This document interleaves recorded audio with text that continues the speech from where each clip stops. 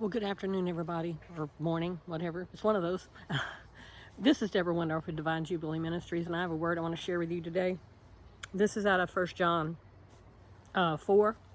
It's 1 John 4, verses 4 and 5. So listen to these words.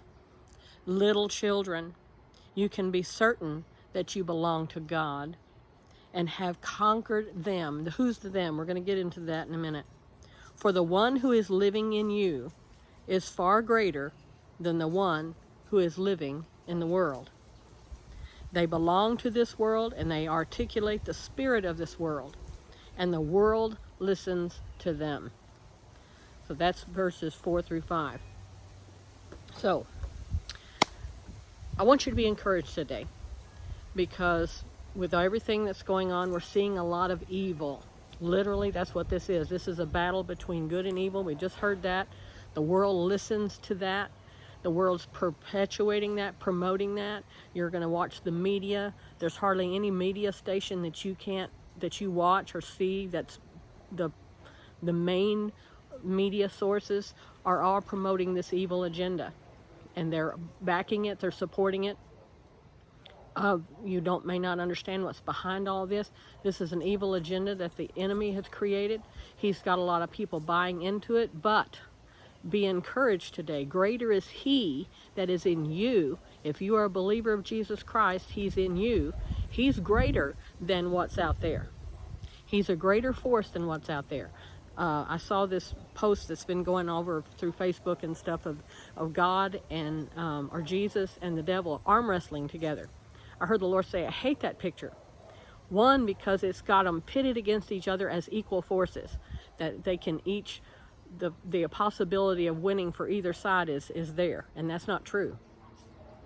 The Creator, God, cannot be defeated by His creation, which is the enemy. He wasn't created that way, but He chose to become that way. It said He made some choices.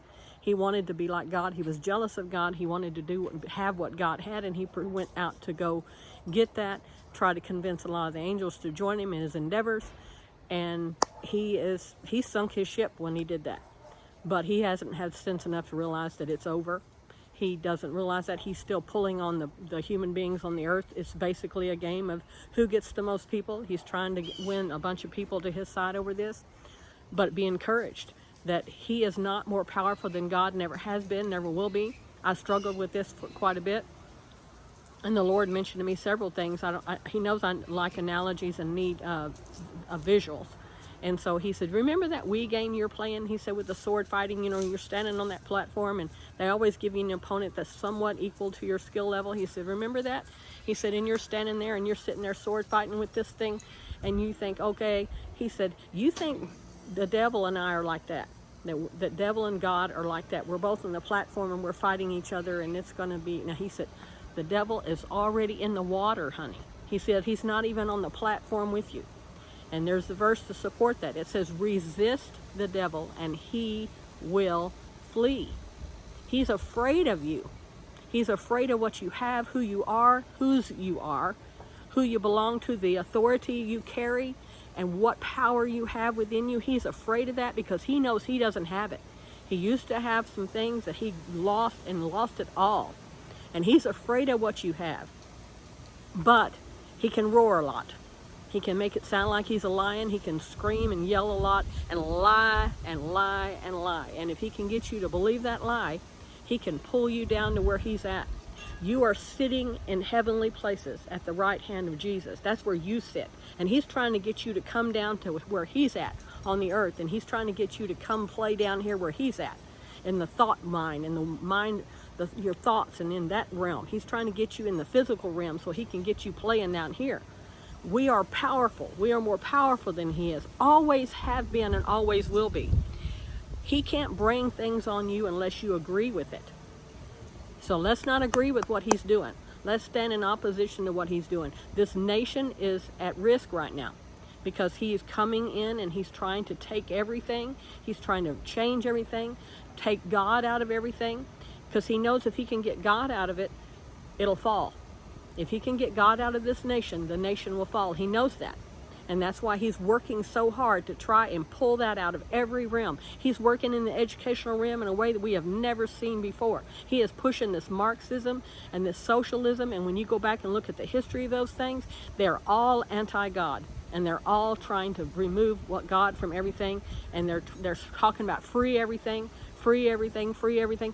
Oh, it may seem like it's free, but ask anybody who's lived there. That's why people are coming here in droves. It's because they want to get out from underneath that. It may seem like it's free, but it's going to cost you your life. Because I just heard something about a message about this, that socialism always leads to death. Always. And the death toll is huge on this. Let's not go there, people. America has always been a God country, has always been that, and is struggling to hold on to that. We have got to resist this enemy, and we've got to fight back against him. He's not more powerful than you are. He never has been. But you can't sit down and let him slap you silly either. You've got to stand up, you've got to rise up, and you've got to do something. Use that Bible like a sword. It says, I've given you the sword. Let's use that. We have weapons. We have a helmet of salvation. We have a breastplate of righteousness. We have the shield of faith. We have all these weapons that he's given us at our disposal. He's not more powerful than you. You are more powerful than he is. He knows it, and he's afraid of you. Let's get up, folks. Let's get rising up, and let's get busy. Let's not lay down. Let's not give this nation up. Let's not do it. Come on, people. You are more powerful than you believe you are. Look at the word. What does the word say you are? Whose are you?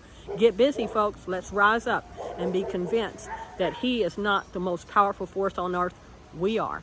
Be encouraged today. You're more powerful than you believe. Rise up and do something. And I'll see you next week.